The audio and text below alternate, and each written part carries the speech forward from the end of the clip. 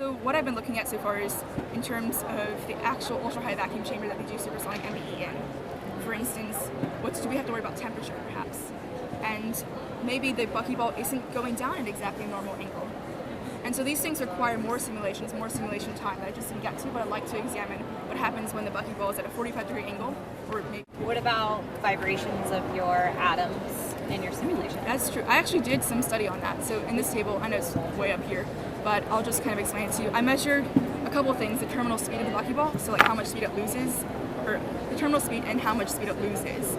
And then also the ratio of the translational kinetic energy, which I got from the terminal velocity, to the total initial kinetic energy. Because the buckyball loses a lot of its kinetic energy due to like its deformation. Is that realistic that they start with zero energy? Yeah, that's realistic. Because in such a controlled chamber, you don't want there to be too many distractions to growing your sheet. So initially, you want it to be as stable as possible.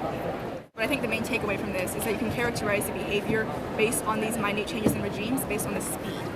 And what's so important about that is, for instance, if you want to use those strings of carbon atoms to create something, to slam it into a substrate and grow a film, if you want to do that, you need to know what speed is going to do that for you.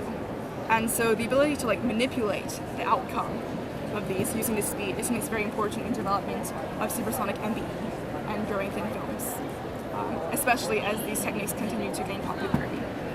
What are some other thin film techniques? Yeah, for graphene sheets. There's a couple of them.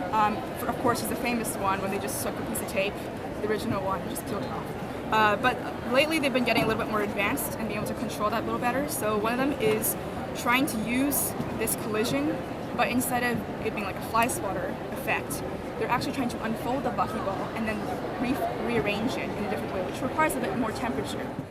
His name was like Harold something, and I got no Nobel Prize for it, but yeah, proto, that's what it was. Yeah. Alright, well thank you so much. Oh, thank you.